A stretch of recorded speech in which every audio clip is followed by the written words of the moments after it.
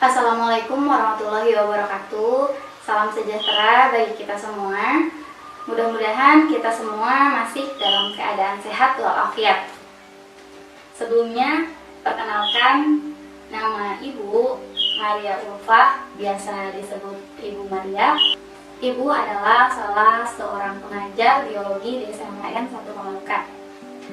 Selamat datang dan selamat bergabung kepada siswa-siswi SMAN 1 Pamanukan tahun ajaran 2021-2022.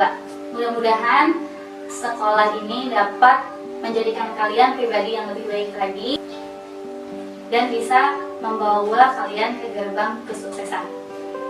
Saat ini MPLS dilakukan masih secara daring atau secara online seperti tahun sebelumnya, dikarenakan kasus COVID-19 yang masih terus berlangsung dan belum selesai.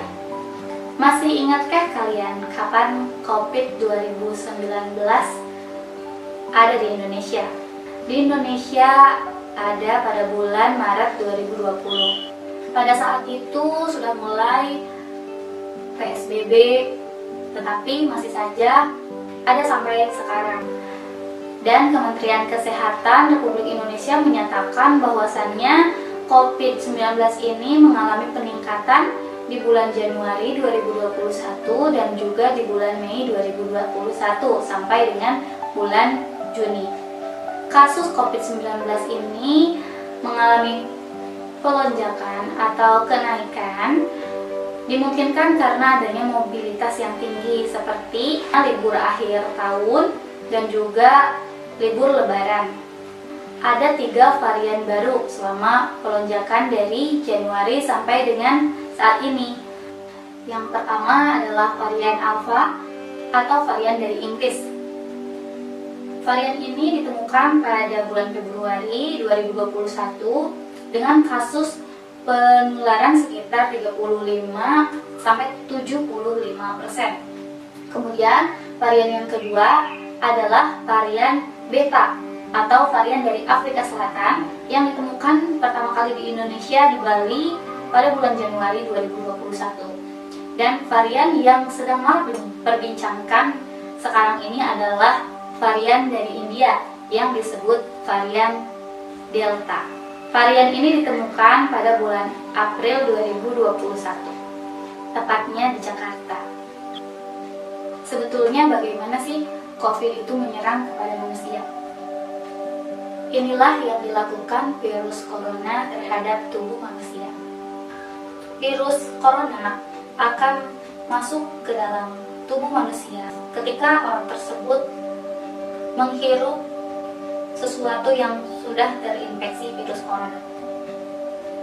Dengan cara menyentuh yang terinfeksi tersebut, kemudian menyentuhnya kembali ke mata, ke hidung, dan juga ke mulut, sehingga virus tersebut terhirup.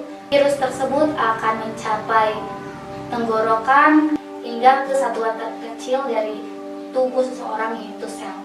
Ketika sudah mencapai sel, dia akan memasukkan materi genetiknya, merusak sel tersebut, dan menjadikan tubuh manusia sebagai pabrik untuk memperbanyak virus corona. Sehingga menyebabkan seseorang tersebut harus melawan virus corona ini dengan imun yang dimilikinya. Ketika imun seseorang telah menyerang virus corona, maka dampak yang ditimbulkan adalah seperti gejala panas, batuk, bahkan sesak napas. Namun pada beberapa kasus virus corona ini tidak menimbulkan gejala sama sekali. Oleh karenanya kita harus tetap waspada dan tetap berpikir positif. Terhitung tanggal 7 Juli 2021, Kementerian Kesehatan Republik Indonesia menyatakan kasus COVID-19 di Indonesia yang positif sejumlah 2.379.397 orang, dengan kasus yang sembuh sekitar 1.973.388 orang, dan juga kasus yang meninggal adalah orang. Dari data tersebut dinyatakan bahwasannya dalam kasus virus corona ini banyak sekali orang yang sudah terinfeksi dan kemudian sembuh kembali. Perilaku hidup sehat dan bersih merupakan cara yang paling efektif untuk mencegah penularan COVID-19. Hidup sehat itu seperti apa? Yang pertama, makanlah makanan yang seimbang. Makanan seimbang adalah makanan yang mengandung karbohidrat. Dapat kita jumpai dari nasi, kentang, ubi, dan lain sebagainya. Kemudian, makanan yang mengandung protein dapat kita jumpai dari telur, susu, daging, dan lain sebagainya. Yang ketiga, makanan yang mengandung lemak baik seperti alpukat dan lain sebagainya. Kemudian, makanan yang mengandung vitamin diantaranya adalah vitamin A, B, C, D, E, dan juga K. Vitamin C, vitamin D, dan juga vitamin E selain mencegah COVID-19, vitamin tersebut dapat digunakan untuk penyembuhan dari COVID-19. Yang kelima, mengandung mineral, diantaranya adalah zinc. Ini juga baik untuk menyembuhkan dan juga menjaga COVID-19. Selain makan makanan yang seimbang, kita juga harus mencukupi kebutuhan air. Minumlah sekitar 8 gelas per hari, namun disesuaikan dengan kebutuhan diri kita. Misalnya ketika kita beraktivitas lebih banyak daripada biasanya, maka lebih baik minum air lebih dari 8 gelas sehari. Kemudian, untuk meningkatkan imunitas tubuh kita agar kita tetap sehat, kita juga harus menjaga pola tidur kita. Di antaranya adalah tidur sekitar 7-8 jam sehari. Namun, jangan sampai bergadang. Dan poin yang terakhir agar kita hidup sehat adalah berolahraga. Olahragalah sekitar 150 menit per minggu atau sekitar 25 menit per hari.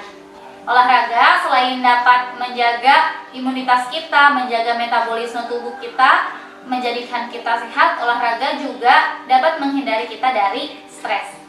Selain hidup sehat, kita juga harus menerapkan pola hidup bersih. Di antaranya yaitu yang pertama, cucilah tangan secara teratur ketika kita mau keluar rumah atau setelah dari luar rumah, menggunakan sabun dan juga air yang mengalir selama 60 detik.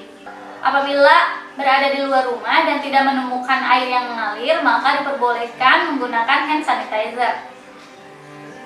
Poin yang kedua, pakailah masker. Kementerian Kesehatan Republik Indonesia menjelaskan, pakailah double masker atau pakailah 2 masker sebagai perlindungan dari COVID-19. Poin yang ketiga, menjaga jarak minimal 2 meter untuk meminimalisir transmisi virus COVID-19 dan juga hindari kerumunan. Yang keempat, gantilah pakaian setelah kita keluar rumah. Dan poin yang terakhir, bersihkan barang-barang yang sering kita sentuh secara teratur menggunakan disinfektan. Tahukah kalian bagaimana cara membuat disinfektan? Di sini Ibu akan mempraktikkan. Untuk membuat cairan disinfektan, kita memerlukan semprotan, kemudian air, wipol, ataupun bahan yang lainnya, dan juga sendok yang sudah tidak digunakan untuk makan. Di sini Ibu sudah mengisi semprotan ini dengan air. Jadi tinggal diisi menggunakan cairan disinfektan. Untuk 1 liter air, tetesi dengan 10 sendok wipol. Apabila sudah selesai, kocok atau aduk cairan tersebut dan semprotkan kepada barang-barang yang sering kita sentuh, misalnya handphone. Diamkan selama beberapa menit, setelah itu bisa dilap.